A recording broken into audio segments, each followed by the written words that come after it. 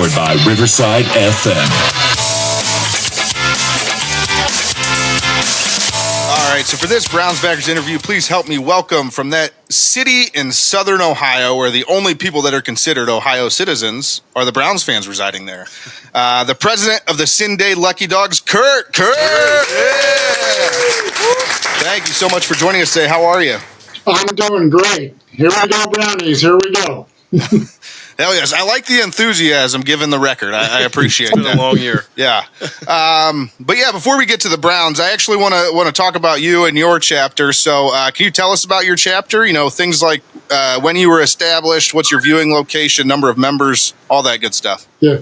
We were established in 2008, and I became president a few years later. So this is my 14th year as president.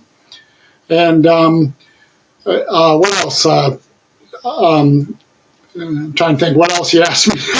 Oh, you're good. So 2008, you're 14 years president. Viewing location. Yeah, our viewing location is the Lucky Dog Grill in Mason, Ohio. And we have about roughly about 250 active members. And of course, getting everyone there each week is a challenge with the things that going on. But we try to keep things exciting and interesting so people will come and watch the game. And in this day and age, it's a big difference between back in 2008 when I first joined and became president a little while later, that NFL ticket and all the streaming and all that stuff that exists today makes it more of a challenge to get everybody out, to the club to watch the game. But we do our best, and we're proud of our club, and we stay pretty active with a lot of charities and charity fundraisers and just a lot of fun stuff. Yeah, and you mentioned charities. Are there any particular charities that you're working with down there? For the most part, we do a few charities, one of which obviously is the Cleveland Browns Foundation. We do that from our golf outing in the summer, and we donate from there direct to the Cleveland Browns Foundation. There's also Animal Friends Shelter that we give to each year, and Blue Line Canine, which is an organization that funds police dogs. You wouldn't believe what police dogs have to get. They get bulletproof vests as part of their, and then there's lots of training that goes into search and rescue and all the various things that the police dogs do. And then we've also been donating to a organization called Family Promise, which helps homeless people in the Butler County, which is our county down here, Butler County area. And this past year, those three charities together, we donate about $6,000 to divided that out across those charities. Now, you mentioned about if I happen to have the swear word or something like that. Well, that's part of our fundraising is our swearing. We have a swear jar on our display table every week, and when the Browns play forces you to use words that Mother wouldn't approve of, you have to donate to the swear jar. Well, at the end of the year, that swear jar all goes to Animal Friends, and along with everybody brings in bags of dog food and things like that. So I fill up my car with my SUV is completely filled with dog food, and all the swear jar money.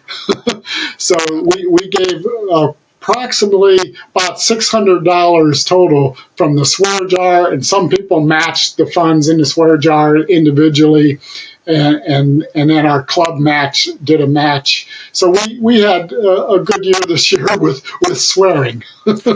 So I can only imagine. And I'll tell you this is actually like a growing trend among Browns backers groups. I think you're like the third or fourth in a row that we've heard has a swear jar. And I think every Browns backers group should have a swear jar, because you get seasons like this and all of a sudden donations are going to skyrocket. And even though you're more or less pissed off about the Browns, you're doing something good. You're going to need more charities to support. I think we might have been one of the first to have the swear jar, because I'm always promoting it with the other backer clubs. Just we get together and we discuss various tactics, things that we do, and but anyway, whether I'm first or whatever, it's a growing trend, and it's everything goes for a good cause. Absolutely. And so, no, that's awesome. All the charities you're helping out with, and that you guys are donating to. I love to hear the numbers, just because you start adding these numbers up. You mentioned 6,000, you get another 4 somewhere from a different Browns backers group, another 3 somewhere else, 2 somewhere else. This stuff starts to add up, and we're talking big numbers that the Browns backers are contributing to their, respective communities across the nation. So, just awesome to hear. So, are there any? Go ahead. I was just say, Kurt, I noticed you guys have a pretty neat logo here with the whole wishbone, or the whole horseshoe thing going on, wishbone with the dog. Do you guys do a lot of like merchandise sales? Do you do shirts and hats and things as well? We have a raffle every halftime. So in the first half, we're selling the raffle tickets, and of course, a lot of that funds the charities that we donate to.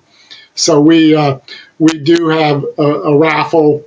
We have a golf raffle, which goes, and those funds go to the Browns Foundation. But yeah, and then sometimes we have side raffles. We get some unique prize or whatever, an autographed jersey or something like that. And we do that as a side raffle. Again, it's all raising money for the charities.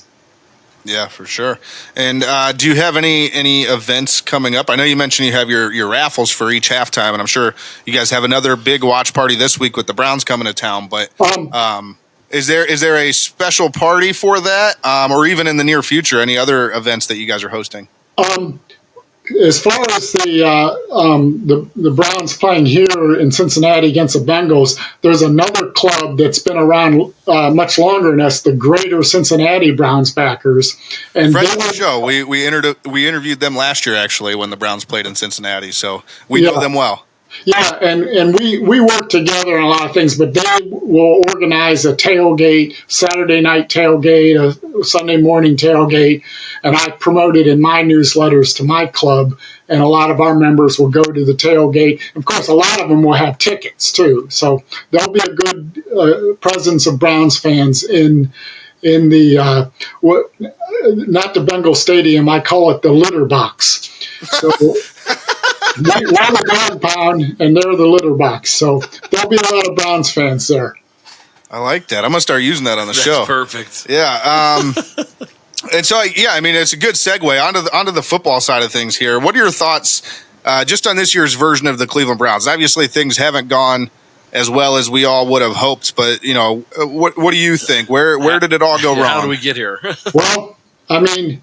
When you dish out $230 million guaranteed to somebody, and it just doesn't seem to be working out, that hurts. And of course, what hurts, I think, even more than that, is we gave up 3 first-round draft picks.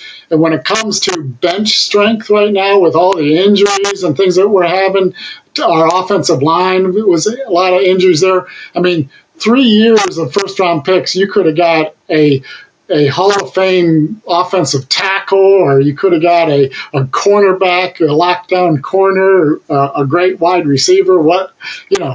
There's got, and that hurts, So I think moving forward, I really think we might have to, cut the cord with Watson and just, hey, we got to move on, But that's a difficult decision, and I think Stefanski, and this is my take on him. I've always said from the get-go that we need a head coach, and it wasn't until this year that he dropped the OC, offensive coordinator duties, and it's like, well, we got to give him a chance, see how well he can do as a quote-unquote head coach, because when you're a head coach, you got to be conducting the entire orchestra, not just one instrument of, this offensive, I got to look at my playbook all the time. Whenever you look at the sideline at Stefanski, he's got the playbook, and it's like, hey, you need to be in some people's faces and coaching and doing the head coaching job. So maybe he'll be a good head coach, but it really wasn't. It's only been like 4 or 5 games that he truly was being, what in my opinion, a true head coach. Yeah, and I mean, it is a small sample size, but if those 4 or 5 games are any indication, I'm not feeling good about this. Well, and given that these were generally front office decisions, right? Giving up the draft picks, the contract with Deshaun Watson, Kevin's desire to keep calling plays.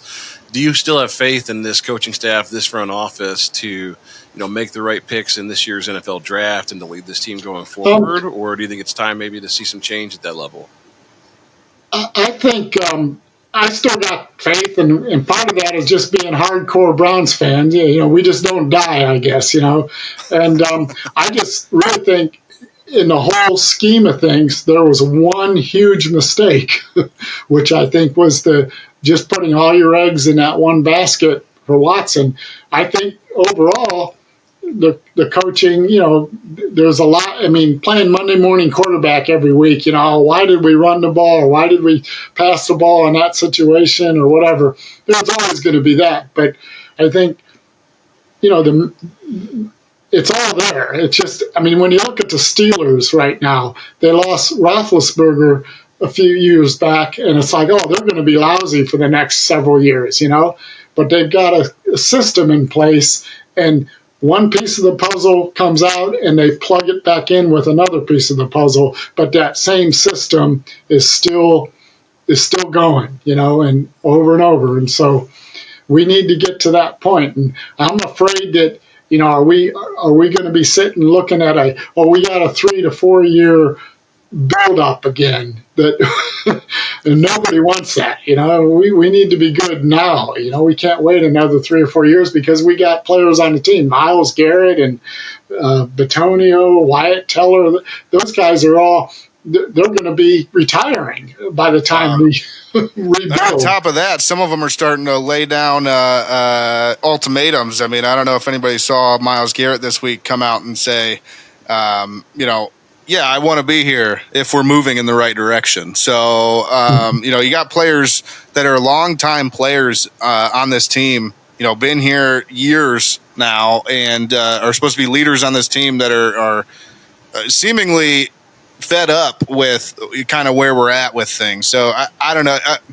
I don't know how we most likely end up 3-14. And there's no turnover whatsoever. I just don't see it. I don't know how that can happen. And I don't think the players will like it if that's what happens. Because you go 3-14 with as much talent as this team has. Something's wrong somewhere. The players, I guarantee, are pointing the finger right at the coaches, right at the front office, because they said, look at what we have, and this is what we did. Well, like even Zadarius Smith didn't want to be traded. Yeah. I mean, he wanted to be a Brown. It just wasn't the way it worked out. So. Yeah. And so, I mean, that's all tough. As far as this week's game, though, I'm just, I could talk about, I know we all could talk about all the problems with the Browns and what we could do going forward for a long time. But we're going to shift gears and talk about this week's game. So with the game coming up this weekend against the Bengals, what are they saying down there in Cincinnati? Are they saying this is an easy win?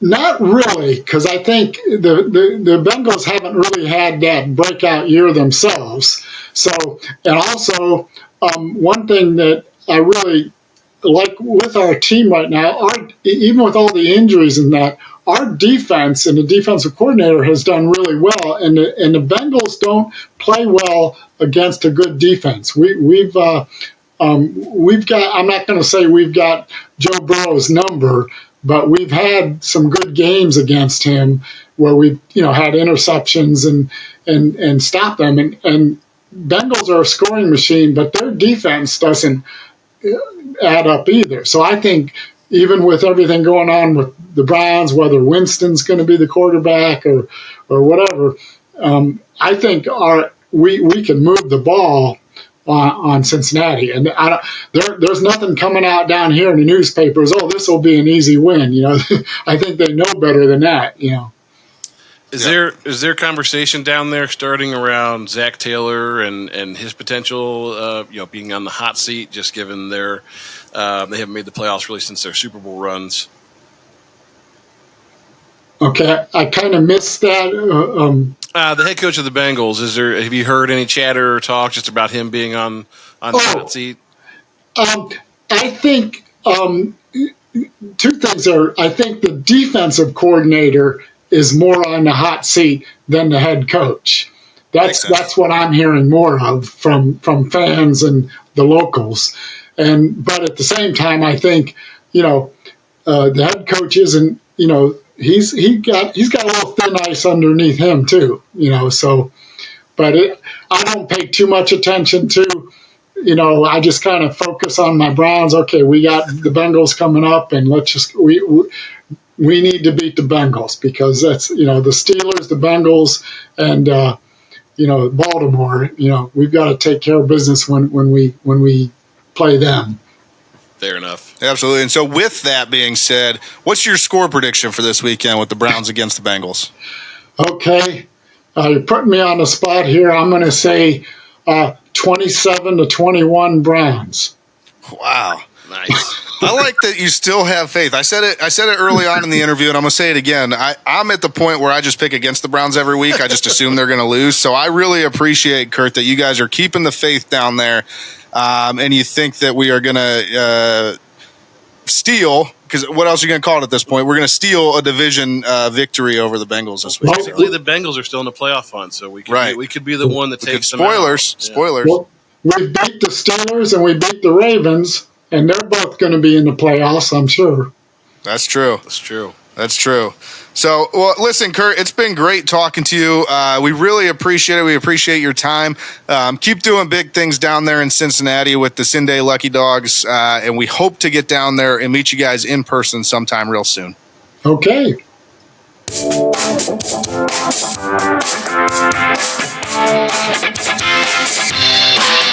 We're the Cin-Day Lucky Dawgs, and you're listening to the Burning River Sportscast. Go Browns!